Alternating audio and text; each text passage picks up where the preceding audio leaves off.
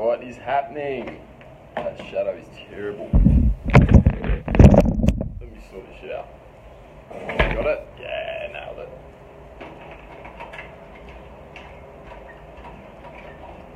How are you guys? Good to have you back as always for another live session. So what we're going to go over today is we're going to look at sex versus cardio, how to alleviate anxiety, and then low carb diets, what are they good for, okay? Now one thing that literally everyone underestimates how good it is sex, alright? Because the thing about sex is that not only does it feel fucking amazing, but it actually has a heap of really good effects on your physiology and how your body works. So mentally, physically, the whole lot. And pretty much as a coach, I actually recommend all of my clients, particularly my bodybuilding clients, actually fuck more. That's one of my big things.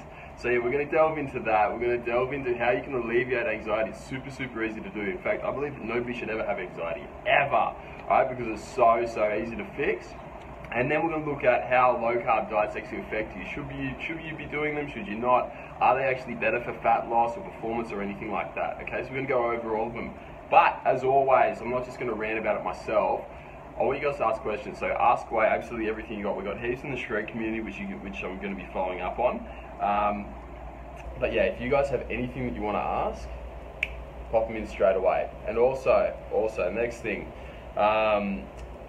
if you want to see more of these, you need to make sure that you click like or you comment on it. Otherwise, old mate Zuckerberg is going to be a prick and he's going to hide me from you. All right, you're not going to be able to see these things.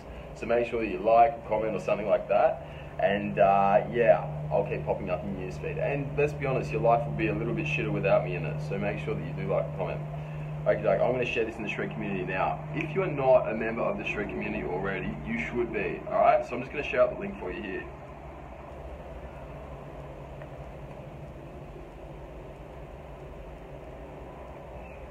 Done. Bang, posted up. And I'm now going to share this in the Shred community for my guys in there. And then we're going to go balls deep into all of this.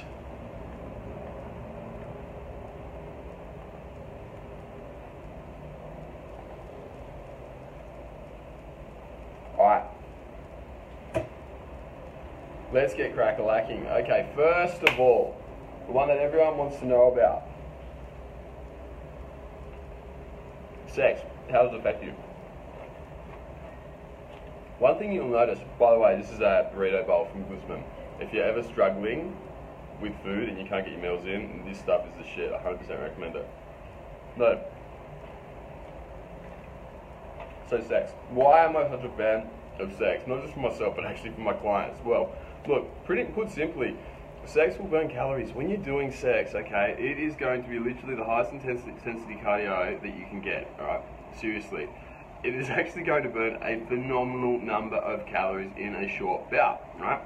This is assuming for you guys that you last longer than 2 minutes. So this is one reason why I'll say to literally every single one of my competitors, I'm like, guys, if you want to minimize the cardio that you're doing, 15 minutes of sex equals 15 minutes of cardio. You just got to do an honesty policy, and you can't cheat it on, you know, you can't cheat me and say, oh no James, I did 15 minutes when really it was only 2, because you're kidding yourself.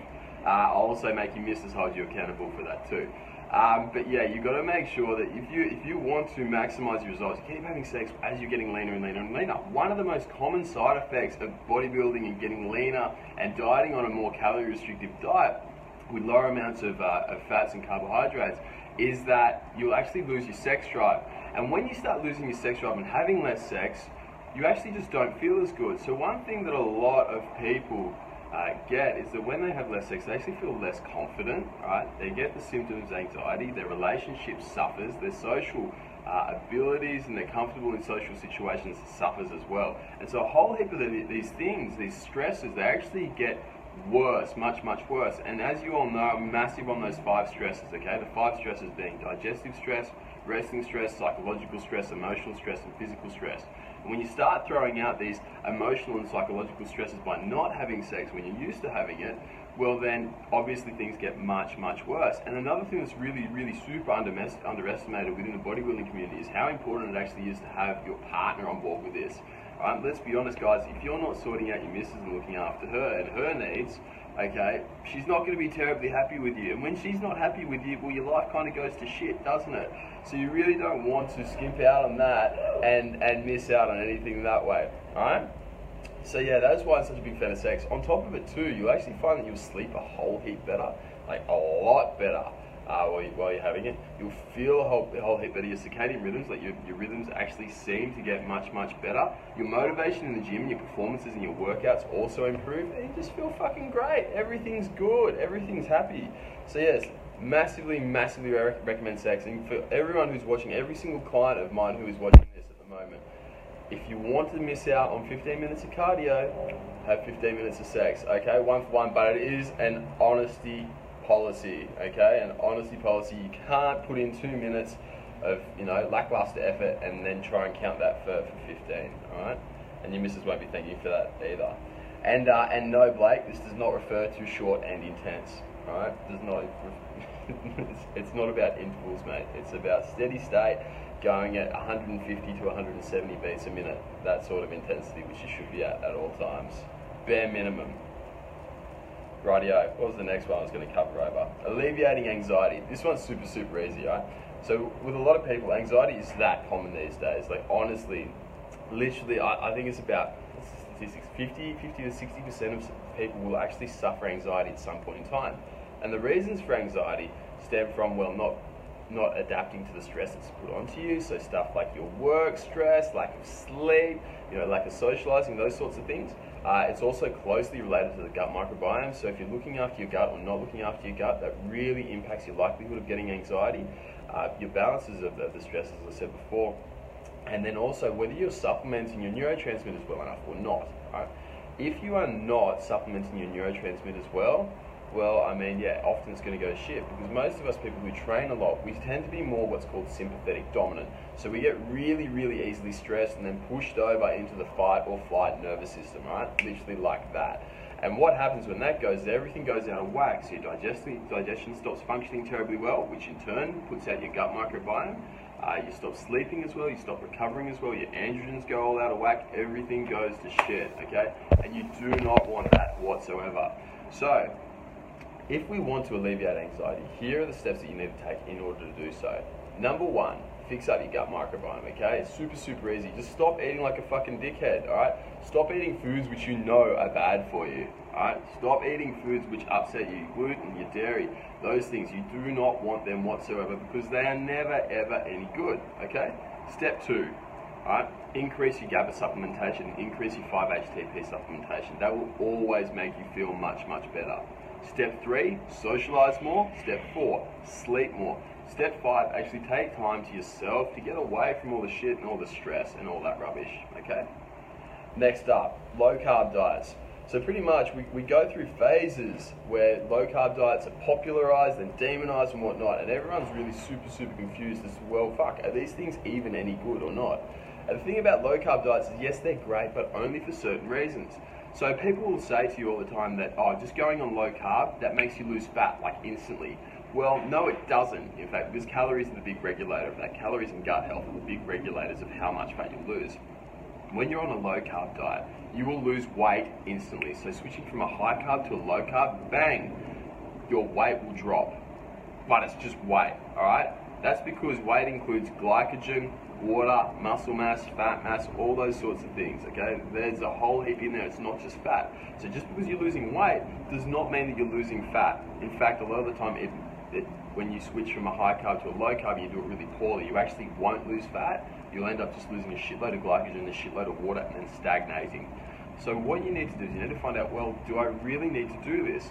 If your goals are to lift heavy shit and look big, then no, you don't want to be going on a low carb diet all the time, unless in certain circumstances, like you've got autoimmune conditions, inflammatory conditions, stuff like that. Yes, ketosis is great then, but most of the time, no, it's not. Right? If you're looking to perform optimally, a low carb diet is never ever the go, because simply you can't lift as much, you can't run as fast, right? You can't fuck as hard. None of that works as well on a low carb diet. You want to have carbohydrates for that, because that is the best source of energy by far. Alright? That is why a lot of my guys will notice that I actually keep their carbs in for most of them. Alright, all my bodybuilders, I'll keep their carbs in right until the very end and try and keep the carbs up as high as possible while dropping fats down. Alright, unless they've got existing like health issues. Okay, so that's the skinny on low carb diets and what you need. Now I've got a question here from Rabio. Ravio Chandy's just asked, does wheat affect our cardio workout? Not really. Wheat won't affect your cardio workout. Wheat's just shit. You know, wheat just does literally nothing for you whatsoever, and it's absolutely pointless.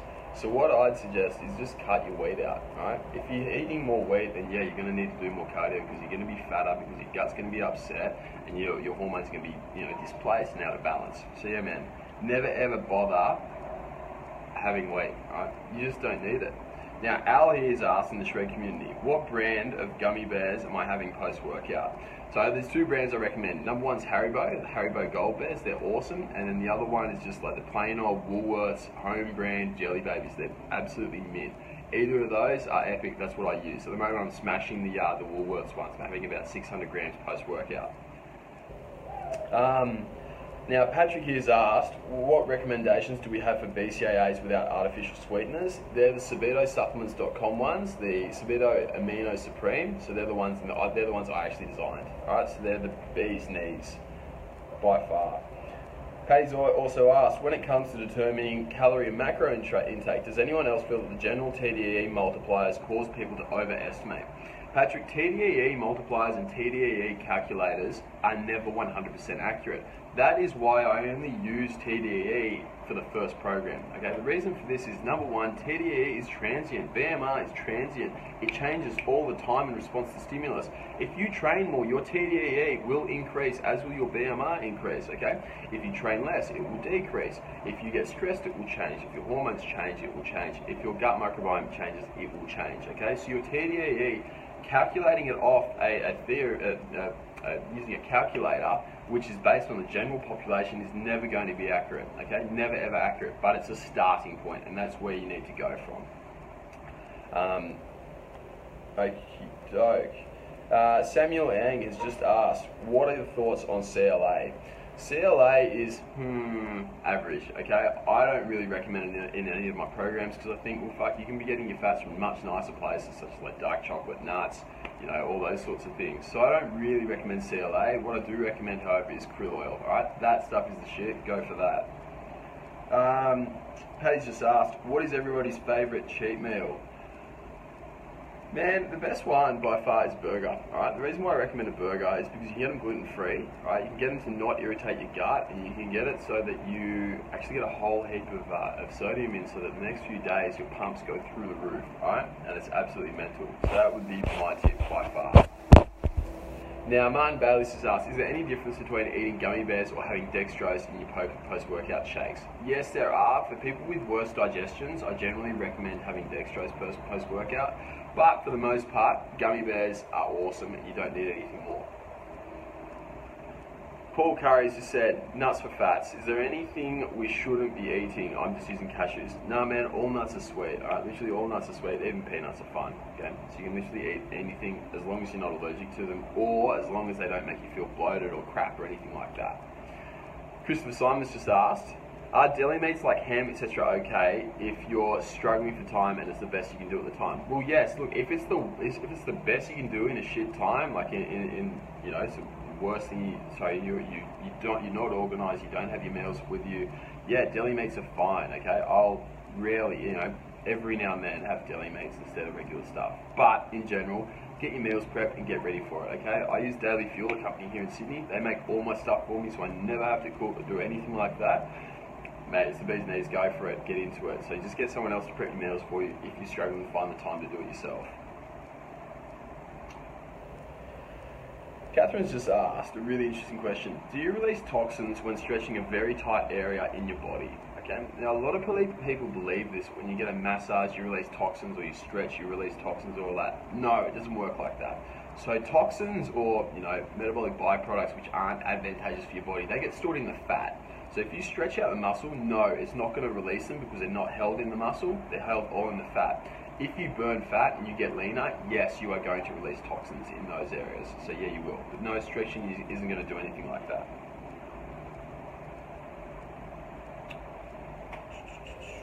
Next question. Who was that? Actually, we've already nailed all the ones on here. Alright, sweet. Well guys, I'm going to stick around for 2 more minutes as I finish this burrito.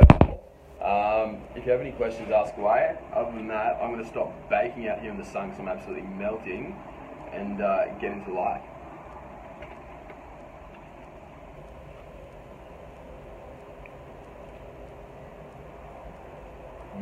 Mm-hmm.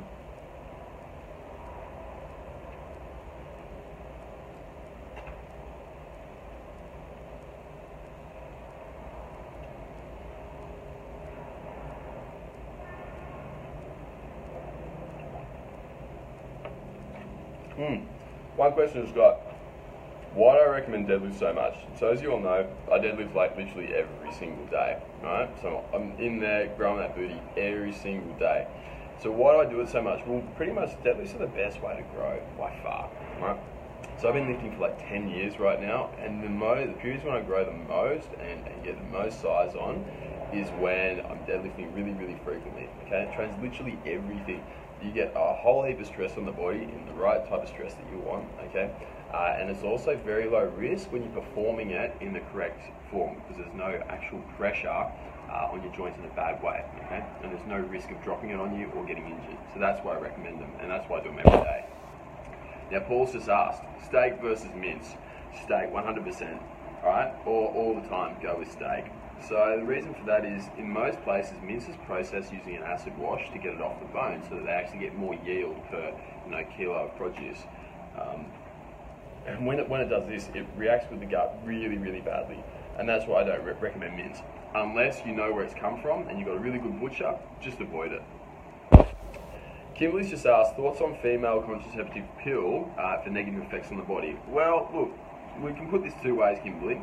Yes, taking the pill, an estrogen-based pill, even a progesterone-based pill, is going to change the way in which you lose fat, often for the worse, okay? So it is going to make things worse for you.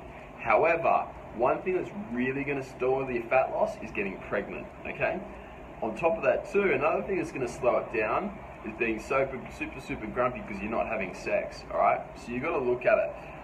Optimally, what I recommend is using an intrauterine device, or intrauterine? Whatever.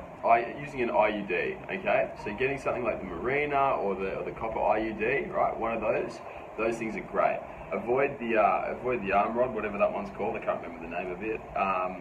As it's been known to have negative effects with girls, and it's still circulating the hormone throughout the body. But yeah, getting the ones right in the uterus, absolutely mint. They're the ones that you should go for. But if you're feeling antsy about putting hormones in your body, the IUD is the shit. Absolutely amazing. Okay. All right. On that note, guys, I'm going to finish up. I hope you got a little bit out of that. I hope you're all having more sex now because of me. And I hope you're using IUDs now because of me as well. But yeah, so I'm going to leave you all to it. Enjoy your night, and I'll speak to you all soon. Take it easy.